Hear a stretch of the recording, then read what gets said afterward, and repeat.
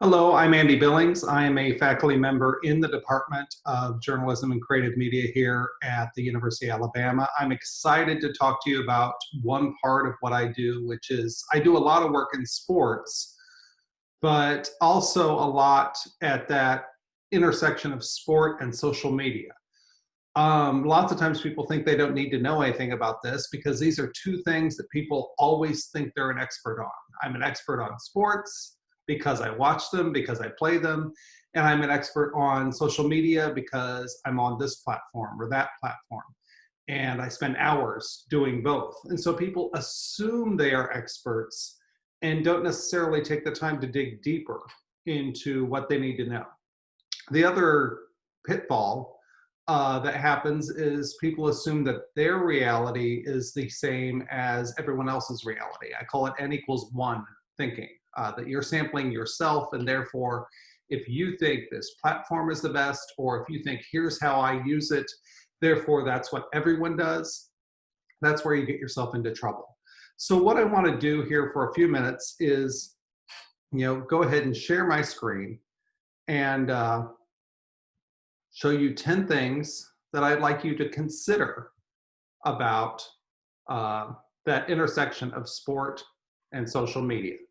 So as I take you through this, hopefully some of this information is new or gets you to think about things in a different way, because I think these are parameters that journalists in general and sports journalists in particular don't always consider. So let's go through this here. And first, I want you to know the landscape. What I mean there is get a sense of who's doing what, how popular is a platform, or things like that. So consider this chart here. This is from the Pew Research Center just last year. And you'll notice these trends, they move up, they move down, but you can still get a general sense of where the landscape is. I think the first thing people notice is that there are a couple platforms listed here that aren't always considered social media to a lot of people. For instance, YouTube. Yes, you follow people on YouTube. You provide comments and follow people and have interactions, but for whatever reason, people don't necessarily always think of YouTube as a social media platform, but it has all the characteristics that qualify it. And it actually is used by a higher percentage of US adults, 73%, than even Facebook at 69%. The other one that I think jumps out to people that they're surprised by there is LinkedIn, which certainly I don't think is used by a whole lot of younger people, especially people in high school. Starts to get popular in college, especially the later years, because people are starting to get a sense of how they can use LinkedIn to help network for a job. This person, it connects people with different ways there. And so LinkedIn actually is much more popular, I think, than most may think. Other trends I think you'd look at here would be people are usually surprised at how low Twitter is. 22% of US adults say they ever use the platform. That's ever. That's not regular. So you can chop a lot of these numbers about in half or down to even 40%. So regular use for Twitter is about 10%, 1 in 10. But I think especially because sports, that's the way we break news, that's the way we second screen, I think Twitter plays a unique role here where I'm not arguing you should focus more on LinkedIn than Twitter when it comes to sports. But I think it's important to get a sense of the parameters of this. So when people say, oh, Facebook's dead or no one uses Facebook anymore, that is simply not the case. Or if they say this is trending up or trending down, you get a real sense here.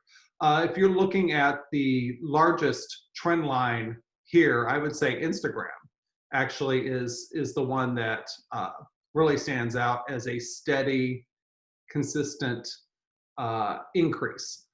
Certainly Snapchat, and especially amongst young demographics, Snapchat is popular, but there is something about that temporary nature of it that makes it sometimes less appealing for long-term parameters of things. Number two, then you've got to figure out, okay, so you know the landscape, but where do sports fit into that landscape? So for instance, if we look at the top social media passions, what are the things that people share or discuss? Even when you combine health and sports here, you get roughly 10%. Less than movies or television, about the same as fashion and shopping. The catch compared to a lot of these is that it has tremendous ebb and flow.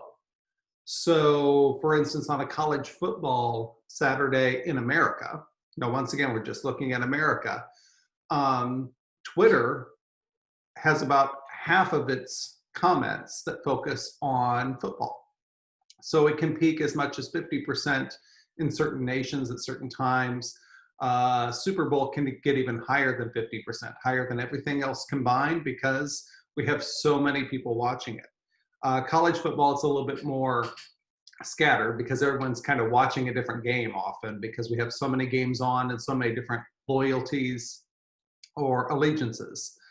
I think when you look at this chart also, you get a sense of, for instance, top niche passions. And you see a couple things here that do fit into the sports landscape. So surfing still, qualifies in that action sport, exercise type realm, and the Olympics. And I think the reason the Olympics pops up there is because it's only happening every 2 years, and especially for the Summer Olympics, which are definitely more popular than the winter. It's something that burns brightly for a couple of weeks, and then people largely drop it for a while. So it is a bit more niche, and it's a bit more peak and then tremendous valley for what people post about. But that gives you a sense there of where sports fit into the landscape. And of course, people use different platforms for different things in different ways. And so we've got to work through that too. So you need to learn how sports interact with other forms of modern media. What I mean here is, take a look here at the news media. In the, I'd say late 1970s, even early 1980s, right when we were starting to get CNN in the early 1980s, we just had the model on the left, which was, mass audiences consuming one of the, especially big three, but PBS still had a decent followership. So big four news networks.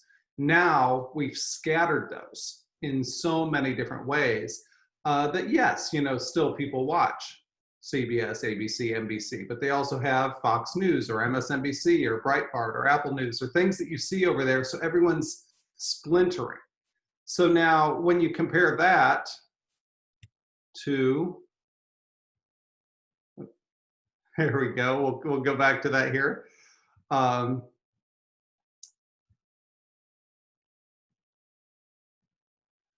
So when you compare that, for instance, to sports, you get a sense that, when sports burn brightly, they are huge compared to anything else. So this is the top single telecast sports ratings for 2019. And you'll notice that, 6 of the top 7 are all football games. You'll notice that a post game still had a higher rating than anything else. So to give you a sense of where sports fit in with that landscape, you get a sense of, The Big Bang Theory was the most popular sitcom of the past decade. Its finale got 18 million total viewers. Game of Thrones was one of the most popular dramas of the last decade, 19 million viewers. What gets 20? What can top that? Well, most Sunday night games, most Sunday night football games. A blowout between the Patriots and the Lions, I think, drew a 20 right around that same time period. That gives you a sense of where sports fit in, where sports are big because they don't have that splintering as much. There's still 32 NFL teams. There might have been back in the early 80s, I think we were at 28 or 30, so it hasn't expanded that much. And there's still only one Super Bowl. There's only one Masters, so only one Daytona 500. So that concentrates an audience in a way that everything else doesn't have anymore. So then you need to consider which platforms facilitate sports more than others. So what I mean here is, for instance, the Olympics tends to draw global platforms and tends to have certain platforms that do particularly well because everyone's concentrated on it at a given time.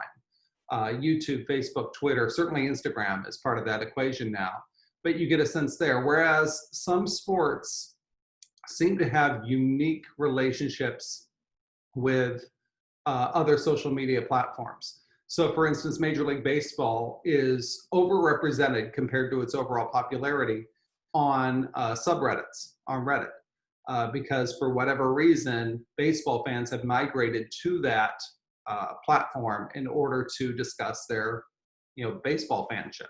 Similarly, the sport that's doing so well on TikTok right now is the NBA. Part of that is because a lot of NBA fans don't necessarily watch the regular season games as much as they follow their favorite players, their favorite plays, dunks, short bites. And it has a little bit more of a youthful culture, which matches TikTok well. So getting a sense of where the audience is for a given sport is useful for a sports journalist, so you can get a sense of where the action is, where you can find other fans, and also where you should post your information if you want to get traction, if you want to get people to read it. So I think that's quite useful there. Now, you need to, next on this list, number 5, is you need to use social media to quote verified accounts from hard to access people. So are you going to get an interview with LeBron James? Probably not. Are you going to get an interview with Tiger Woods? Probably not. That's where social can really be good for you. Not the man on the street interview. You can still get the man on the street, but getting hard to access people. So the example I have up on the screen here is after Jason Collins, NBA player, came out as the first active NBA player to be openly gay. People obviously wanted to know, what did other players think about it? And the best way to do that was not to get interviews with all these people that were in high demand, especially everyone wanted to have this answer. It was to go and see what they said on social, to get a sense of, who took the time on that day to support Jason and his coming out, and do they have a certain angle on that in some way that could be useful. So if you look here, you see John Wall mentions that he was a teammate and mentor, and he's proud, so he's got a particular in-group status there. Shaq notes character for Jason Collins. You get a sense of what things are happening by kind of a surrogacy function, where many times a journalist doesn't come out and say, here's what I think, whether this was good or bad, but here's what others in the know thought. And here's where we get a balance there. The only problem, of course, is that we constantly are drawn to conflict. So we have false equivalencies sometimes here. So if we had 100 basketball celebrities post positive things and 3 post negative things, there is that tension that sometimes journalists fall into, to focus on one of those 3, so you have a back and forth, so you have something to debate. And that can be problematic if you have a false equivalency on things. Just because you are discussing climate change doesn't mean you have to have a climate change denier, which is a much smaller group. So yeah, you want multiple perspectives, but you want to represent those in somewhat useful proportion. So I think that's the best way to go at Twitter, rather than the common fan, whatever it is there, because you have to learn how to vet accounts before you go and you quote them. So for instance, many accounts, such as the one you see here, you know, they're following 99 people. They're trying to get other people to follow them. They've got 2 followers. And yet this person, if they put a hashtag on something that is a trending hashtag and it's controversial and it's interesting or it's funny or whatever it is, you are suddenly quoting them. And even if it's in a local paper or website or whatever it is, you are taking someone with no followers and giving them a microphone.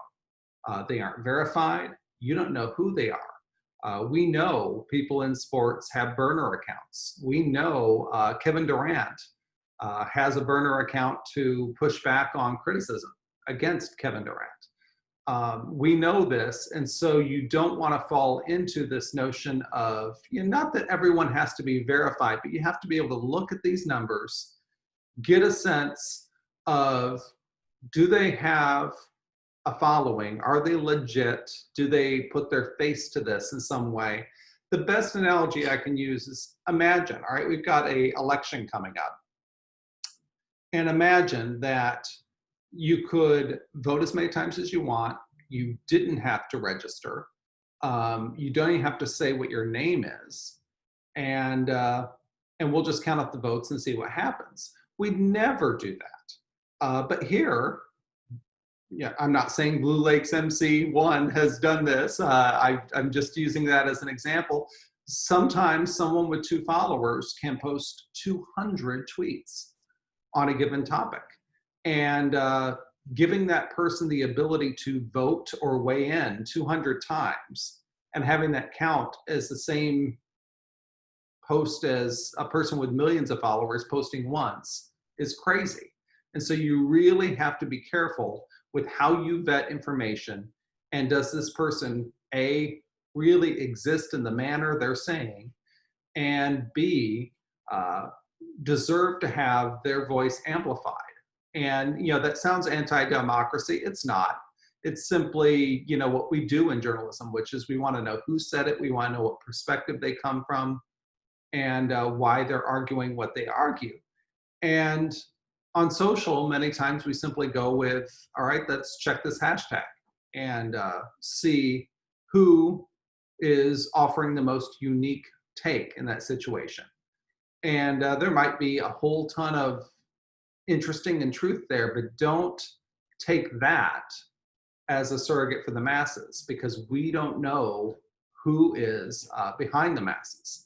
What we even know now, right now this month, with Reopen America and that hashtag, is we vetted it, and best estimate is half of those are coming from bots, which I'll get to here in a second, which means they're simply trying to stir up or make something trend in some way.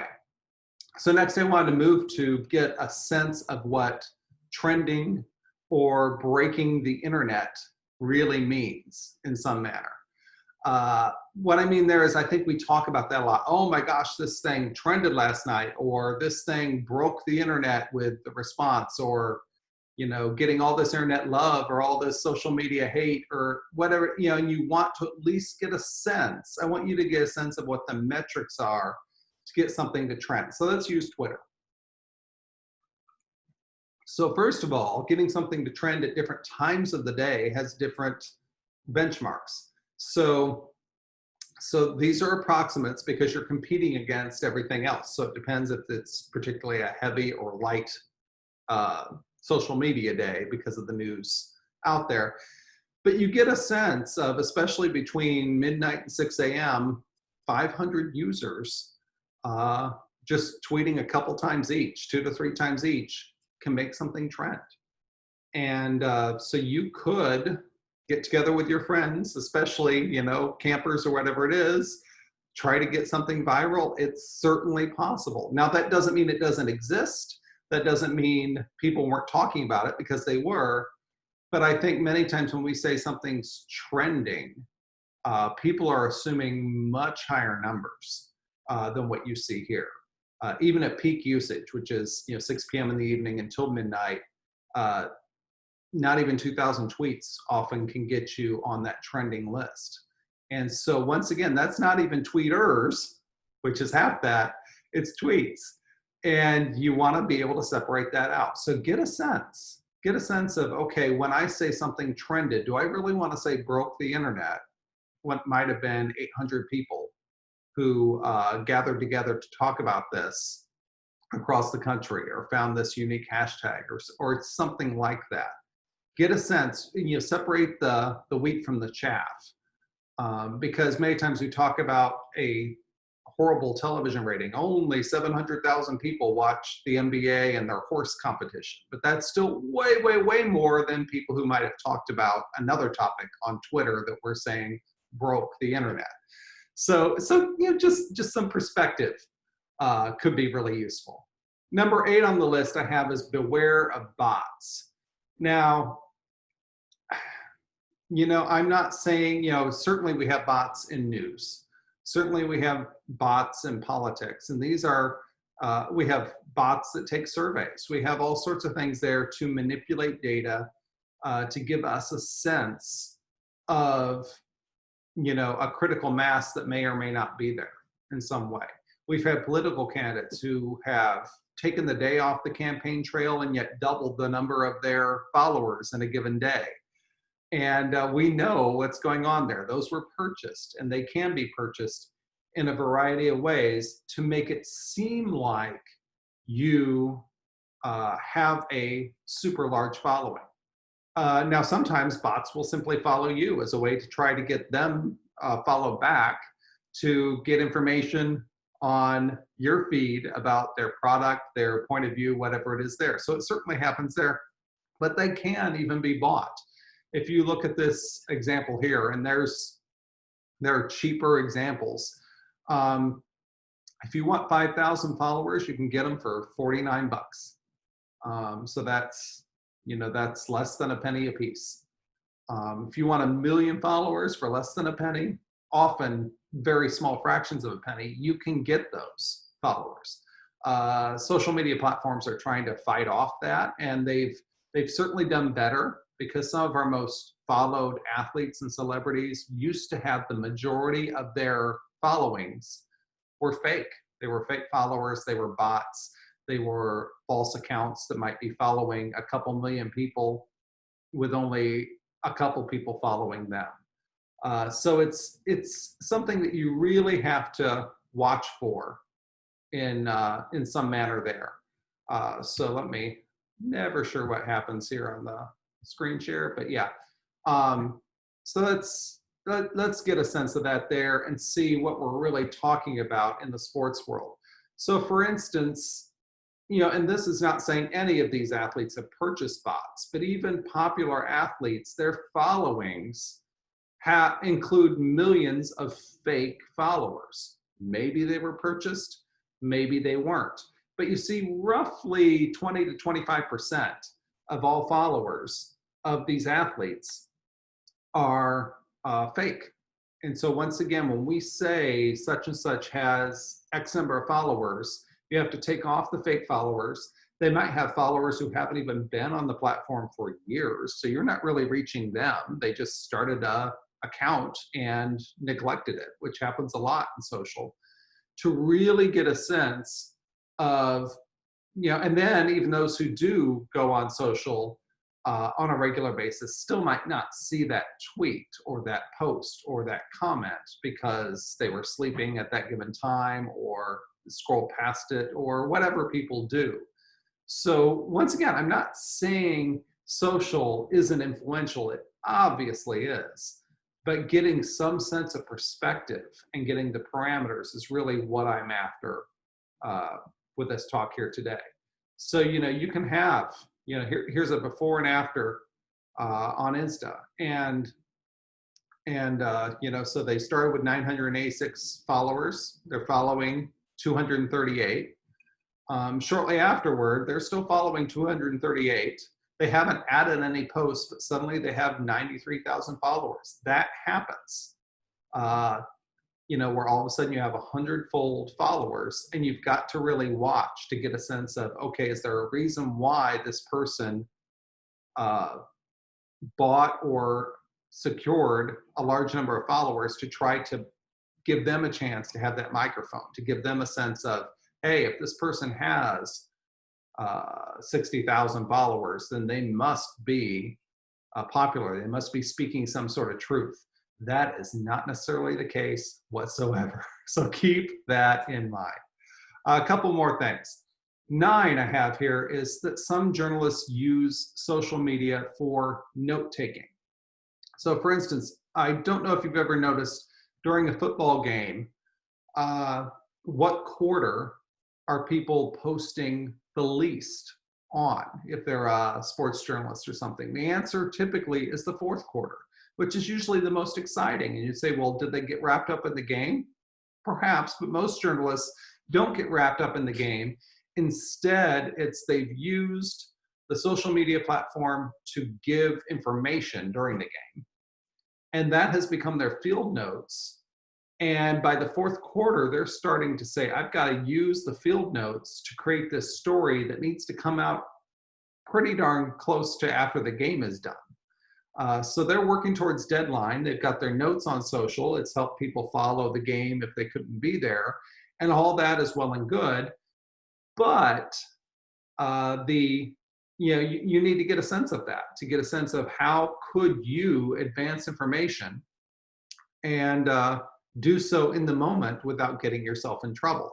Because many times if you just say, hey, I'm typing something up on the side in between plays, maybe you don't spell check, which makes a comment unprofessional. Maybe you don't verify your source and you make an argument that you heard from someone else and turns out not to be the case. That athlete wasn't injured or isn't returning to the game or is, or whatever it is. You've got to make sure, because that is the time capsule, that you're still offering useful information, even while using that largely as a note-taking device where you can look and say, here were the key moments as I watched it because I thought they were important enough for me to share on social. So really, get a grasp of that there. And I think you can use social media to be your friend even more usefully as a sports journalist. Finally, remember, with your own posts, it's easier to go viral negatively than positively. Usually, I think when we talk about, oh my gosh, this went viral, it was, wow, this was popular. Well, it's often popular or it's much discussed, but certainly social media is a place where we have trolls, where we have people who want to pick apart a given word, a given phrase, or something there. Where often the successful social media user, especially in journalism, is the one in golf terms who at least can get a par. And some people say, I'm not going to do social if the best I can score is par. If the best I can do is not do harm, why am I doing this? So you've got to be really careful. You might assume, okay, hey, I post a couple thousand things a year, and you're going to critique the one or two that came out wrong. Yeah, that's the way social media works. And it's not fair. But you've got to take that responsibility. You've become a media producer at this point. You don't have to go through a lot of the formal gatekeeping mechanisms that we used to have for media, including newspapers. You're posting straight on there, a comment, a piece of information, whatever it is. That's great. It's immediate. It certainly helps with breaking news, but it also makes it so you're often judged, or you often go viral for your least pleasant or least astute moments. And so certainly work with that in mind as you go forward. So those are 10 things that I really thought could be useful for you to understand the current landscape of social media, understanding that things come and go at rapid rates. A couple years ago, I don't think we were talking about TikTok. Now we most certainly are. It's drawing a demographic. It's drawing huge audiences. It's not at the level of a Facebook or Instagram, but the trend line gives it a sense that it could potentially. And so certainly if you're working for a sports team or league, you're paying attention to that in some way. So I want to leave you just with some questions I think you could take some time to work through. Basically, who does social media well and why do you think that? So for instance, a friend of mine that we had come speak here at Alabama last year, Megan Julian, runs the LA Chargers social media. And when they ranked social media accounts, she was number one. What was she doing that was so good? Well, it was funny, but it was not necessarily edgy. She had some viral things like when I believe it was a cab driver was talking about how uh, Melvin Gordon wasn't as special as some people thought. And he was saying this to Melvin Gordon, who decided to record that interaction. Those are the types of ways that social media can really be used well. Now you need to get a sense of, okay, you aren't an athlete, you're not a team, you're not a league, you're covering those, but get a sense of who's doing something well and why, what draws you to it, and get a sense of what those things are. What are some of the biggest social media fails you can think of? What are take a look at some of the best or worst social media campaigns that you've seen. What was it about that in some way? Really good sport journalist social media campaign a few years ago was the More Than Mean campaign, where they took random people who did not write these nasty posts, but they had them read them to female sports journalists who had received them to see what was it like, to really say some of those horrific things to their face. So I'd encourage you to look up things like, More Than Mean on the good side. And certainly there are uglier things that you could look at, social media campaigns gone wrong. And then ask yourself, what role should journalists play in quoting social media, and what role should journalists play in producing content on social media? Your goal is to be a journalist. How does social media get in the way of that, as opposed to how can that be facilitated through social media platforms? So I hope you find this useful. I hope this has been a good half hour for you to get a sense of how sport and social media is unfolding in 2020. And I only wish that I could be there in person to talk to you more about it. But I encourage you to really think about these issues, to contemplate before you start posting and before you start quoting, to really get a sense of what that combination of sport and social media should mean.